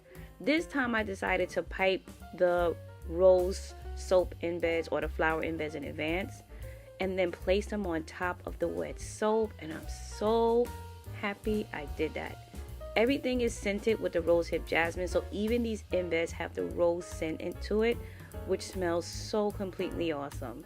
This came out really, really nice. Now, if I knew in advance I was making this soap, I would have definitely made some pink roses, because them pink things, I don't know what, they look like macaroons. They take macaroons, is that how you say it? Macaroon? How do you say it, guys? I don't know.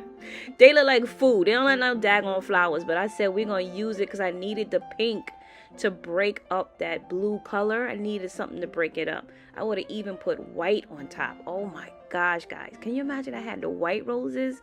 Next time, maybe I'll do another video with the white roses and the pink roses. That probably look beautiful. But yeah, this is what I decided to use and do, because these embeds were leftover soap I had in prior soap. So it wasn't picked. Like, I didn't really select these colors specifically for this soap, but you know what? I made it work, and I think it came out beautiful.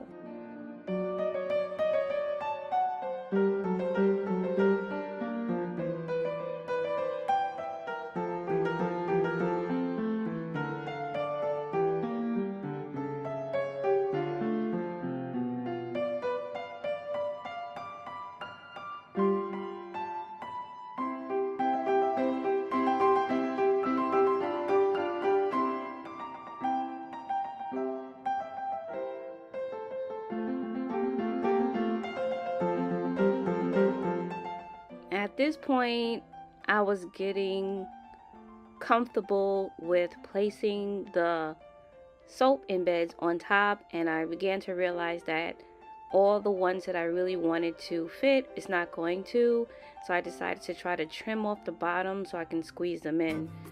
The goal really initially was to have at least 3 soaps going across, which I've done in previous soaps, but I began to realize that these embeds were pretty round, and they probably are bigger than an inch across, so I was gonna have to improvise, and that's what I did. So then I said, you know, we need some leaves, we need to break up this color, we need some neutrals up in here. So I decided to pipe the leaves. Now my batter is a bit too liquid here, but it did the job. I think that it did a great job in breaking up that color so that it feels like they're leaves in the bouquet. And like I said, I started to just zone out. It got to the point where I forgot the camera was on at some points, because I was so relaxed in doing this soap. Like I would do this soap every week just to calm myself down and just zone out and go into like a positive zone. You know what I mean? Like there's certain things that we do, you know, that actually just calms us down and just we can just zone out.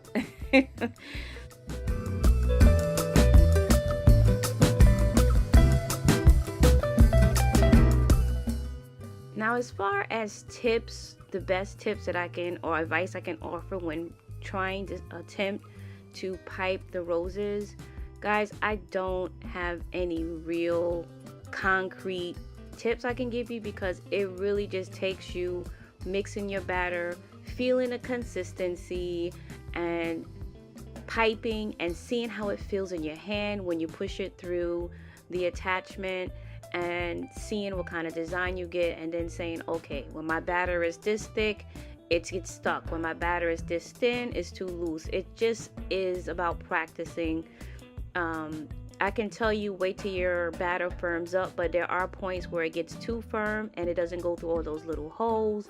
So it really is just practicing and getting to understand your batter, your recipe, your fragrance, and just figuring it out. This is not my first time doing it. I've done these embeds before, but I started to get a rhythm and I got excited. Look at that.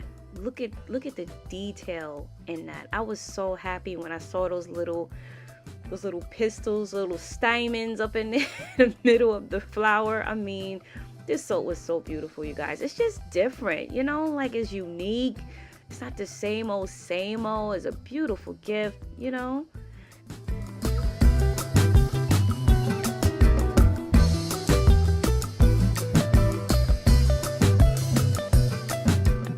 I love it. So this is 24 hours later. I'm molding it and I'm pretty happy with the results. The only thing I wished I did before cutting is steaming the tops, but I can still steam the tops. I could do that at any time. So that wasn't too much of a big deal. I did use sodium lactate to be able to unmold this soap loaf cleanly. As you can see, look at her. Oh my gosh, she's beautiful. I love it.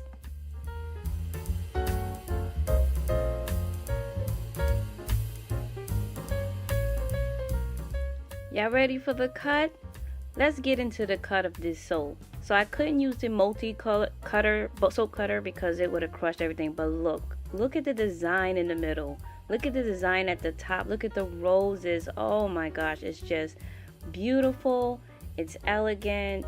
The middle has like, that purple part has like a little ribbon zigzag at the bottom. It has like a marble color. It's hard to see, but you do see like the pink and the light purple in the middle. It's just that the camera's not really catching it that well. And for some reason, I'm not sure why, but I was just not aiming the soap to the camera well. I don't know what was going on.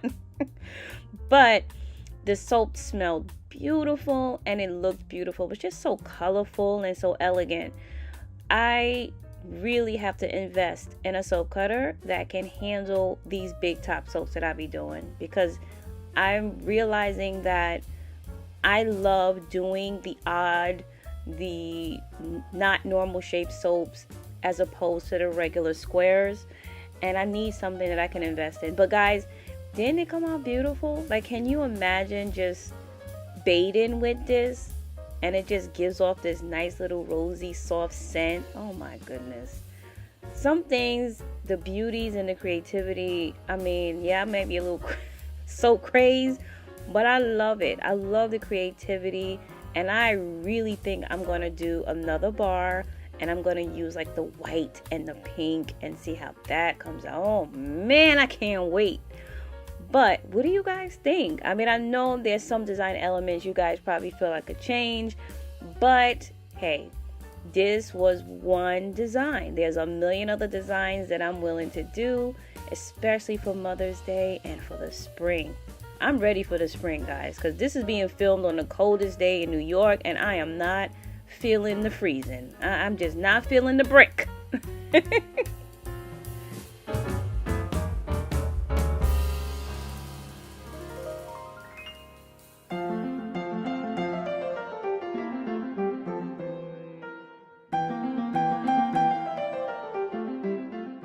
the bottom, look at the shape at the bottom. The bottom is absolutely different. I wished I let the soap get a little bit thicker, but it came out great.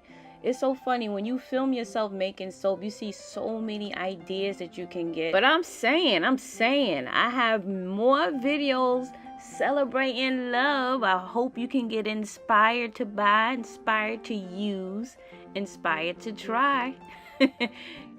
In today's video, we're doing the Groovy Swirls technique. Stick around for the soap cut and see how I was able to create and design this beautiful co-processed soap bar.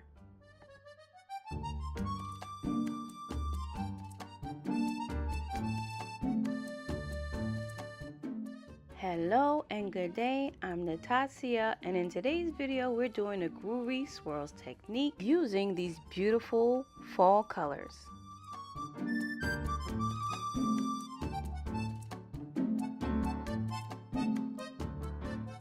You want to pour your colors on the opposite ends of your soap loaf and in the middle, trying to create these circular shapes.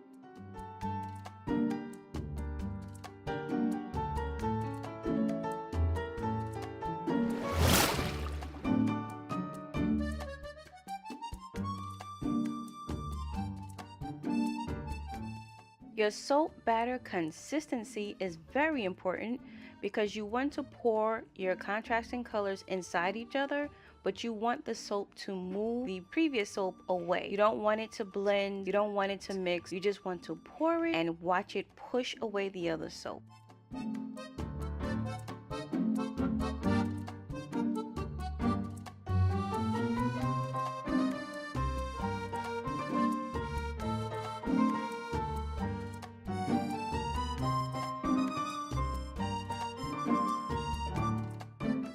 Although this is supposed to be a simple technique, you guys, I did find it to be a little challenging only because I wanted the circles to look a certain way, and everything is so dependent on how much you pour, how you pour, what little you pour, where you pour, when you pour. So each attempt I made came out very different.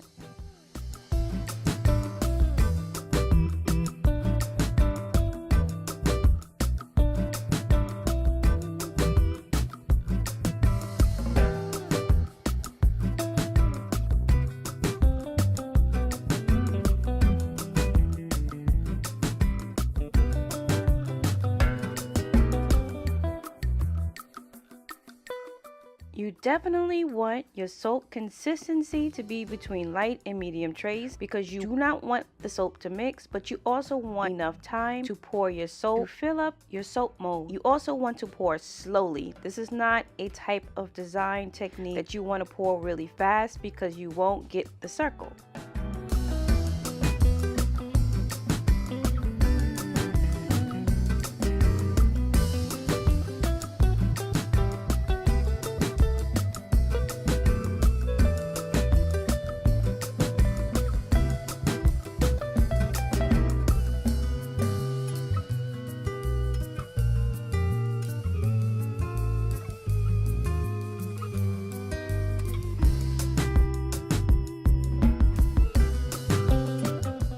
Now, the end result of this soap came out nice, although I wanted more circular patterns in my bar soap. And what do you guys think of these colors? I am floored by how much these colors go well together.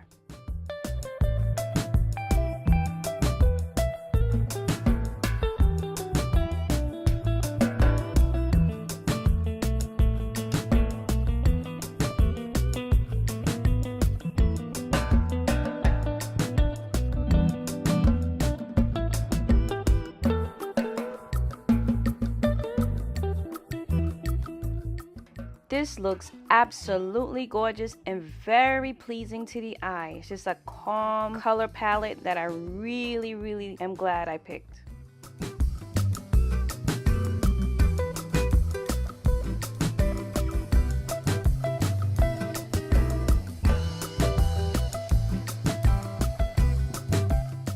So are you guys ready for the soap cut? Hold on to your ocular, orbital, eyeball, iris. All right. Come on.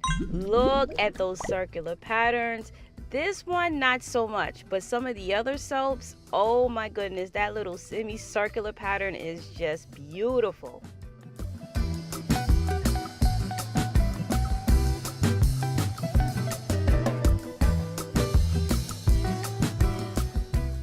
Look at this design. Look at how the colors play off each other. Now there are some things I'm noticing because I was wiping off some of the surfaces. A lot of that water, the alcohol got on my glove and is causing indentation in the soap, which I'm not crazy about. So I do apologize for that.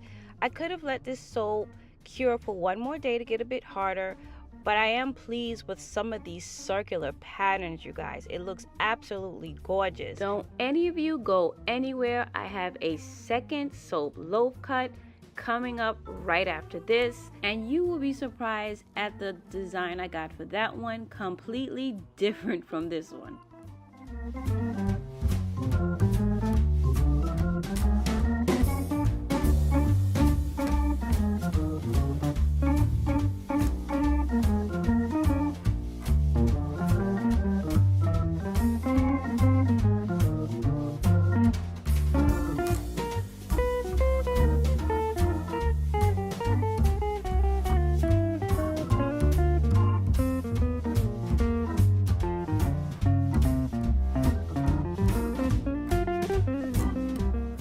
Gorgeous indeed. I realize how much you pour does affect what type of circles you get. Whoa, whoa, whoa, whoa. Look at the designs on this loaf. Look at that dynamic design. I don't even know how that happened. Look at that zigzag. Incredible. I have had some issues with my titanium dioxide. I'm definitely going to start replacing it. I am done with titanium dioxide because I don't dilute it well, apparently. But look at how beautiful these designs came out. Absolutely gorgeous. Now the difference between the two soap loaves, I would say this particular loaf, the batter was a bit thicker than the other one.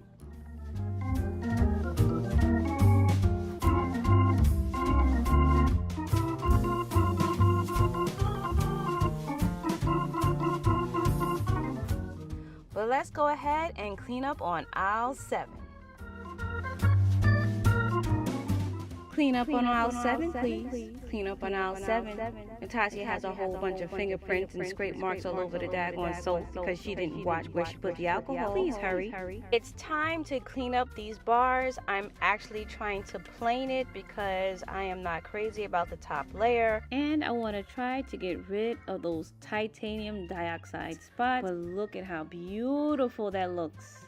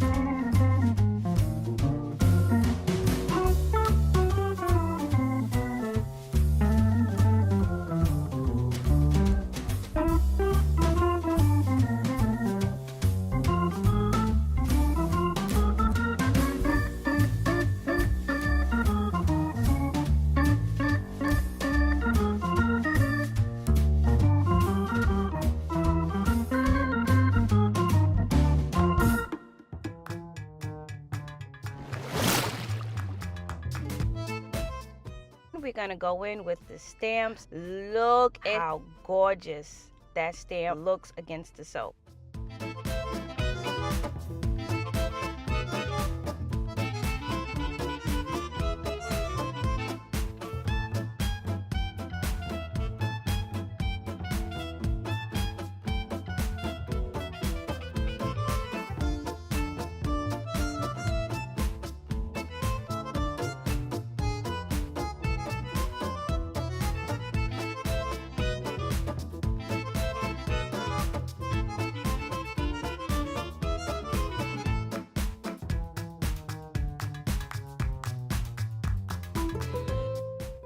The one thing I definitely think, I've been trying to do this side design for a long time. There is one method that works better than the method I use here. Guys, I end up scraping off all of these yellow designs because I just felt like it needs to be more embedded in the soap. But look at that. Look how sometimes stamps elevate your soap. I think that I'm posting this video around Diwali time, so if you celebrate Diwali, have a happy, positive, and prosperous Diwali. Please leave in the comments below if you celebrate it and what colors you're using. Protect your beautiful skin and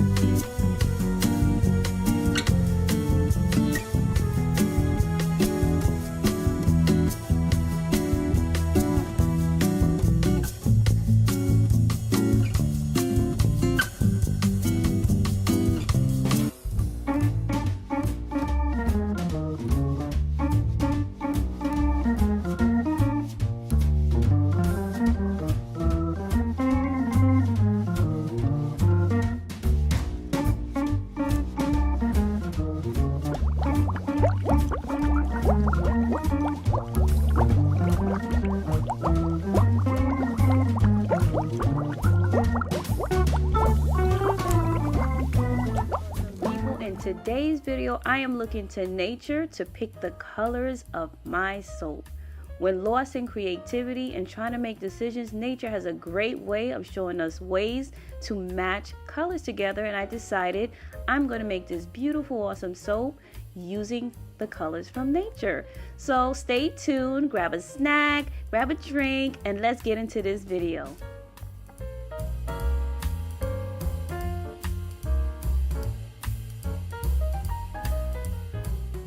Hello and good day. I am Natacia, and we are going to be using the creative juices of nature to pick the colors of our soap. So in this video, you're going to see me use pinks and purples and whites just to see how well I can actually create a soap using these colors. Now, you guys, I will tell you that this design came out pretty beautiful. I was looking for something with a bit more detail, but you know what? This soap itself, because of the way it just went together, I still believe that it came out really nice. While I have you here, I want to thank you for you guys' support. Those of you who have been around know I've been missing in action for a while.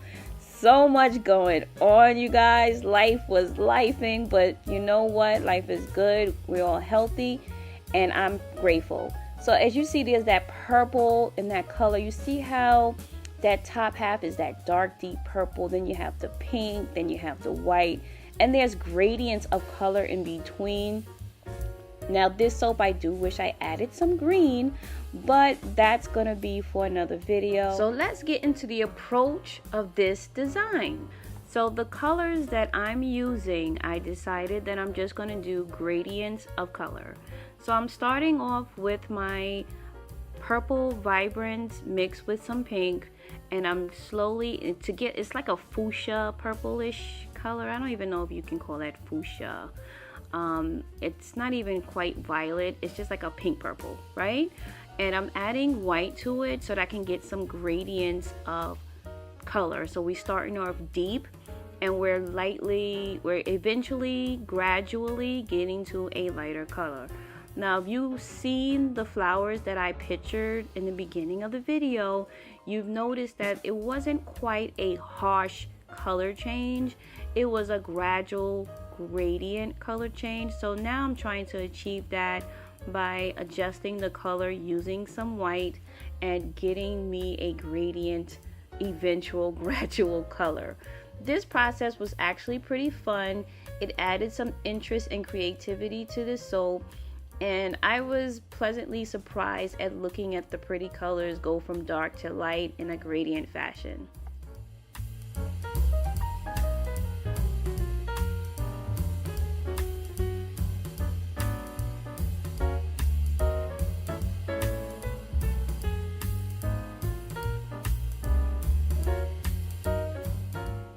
So using nature to pick the colors was such a refreshing and calming idea, because going out into nature and looking how colors are meshed together and matched together is just it's just very gentle to the eye.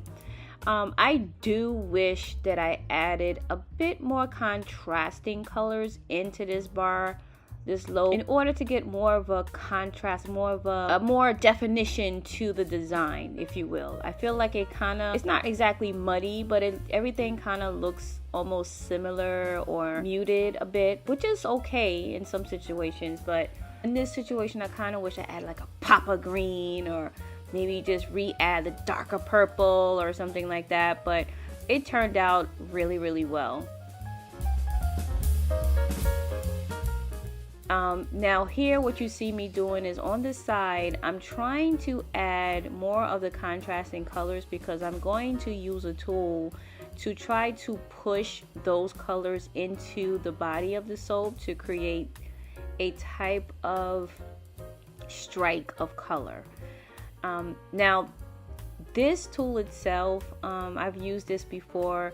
There is a tool that you can get that's a little bit more defined, that can carry more of the color throughout the soap, but this worked out pretty okay for my purposes.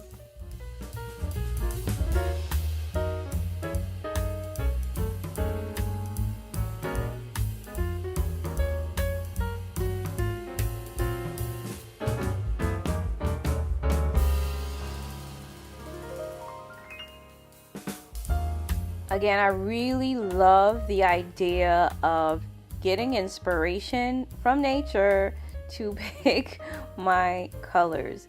And so you see now I'm going to be working at the top. So whatever leftover soap I have, I just want to create it a nice little top. And oh my gosh, that is just so relaxing.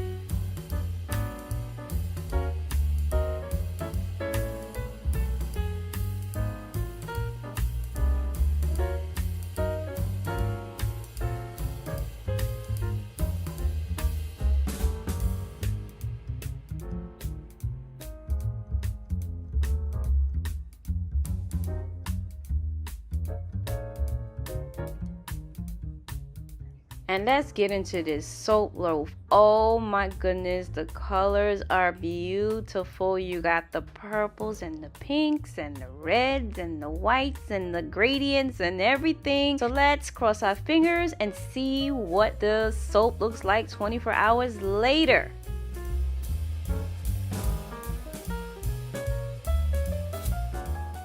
"24 hours later, and you see there's some gradients happening in there. Very beautiful.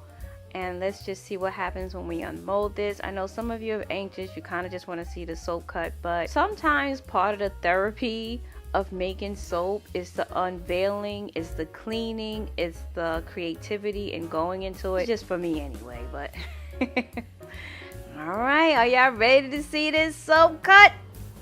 All right, now hold on to your rosebuds.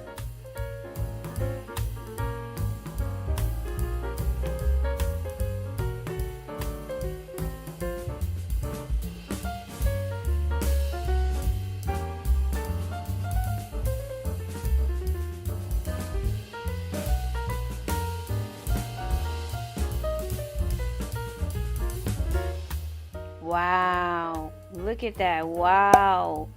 I do wish that I pushed the tool more towards the middle of the soap so I can get more of that soap pulling through, but look at how the accent colors was pulled through. Oh my goodness, I got inspired by a flower and it looks like I got me a tulip or a rose. Doesn't it look like a little rose or a tulip? That is just so pretty. You see this, it looks like angel wings a little bit too, right? Like a halo. And then it looks like wings. I like the gradient. I like that red contrast and that purple at the top. That looks really cute. I do wish that I had a little bit more interest going on. I wish I had a little bit more detail going on, but this is what I got and this looks beautiful. The scent of this soap is incredible, guys. I fragrance this soap with Sweet Pea by Nature's Garden and it smells so nice. Sweet Pea does carry pretty strongly in cold processed soap, so you don't have to worry about, oh, my skin is gonna smell weird. Look at that. Look, tell me that don't look like a flower. It looks pretty, it looks cute. And here are the flowers that inspired me, the little pink one and the little purple one. I'm definitely going to do another soap being inspired by these flowers. So beautiful. Nature is so beautiful. Oh my goodness. But that green, if I had added a little of that green in there, it would have looked nice, right? Well, the Luna Swirl technique is an awesome technique to make beautiful gradients in your soap. I loved it. I love being inspired by the colors of nature. And I'm definitely going to do this technique again in future videos. But I got to tell you guys something. When we tell you, protect your energy. And to watch more of my videos, because YouTube be bugging out with this algorithm. But stay safe, you guys. Bye for now.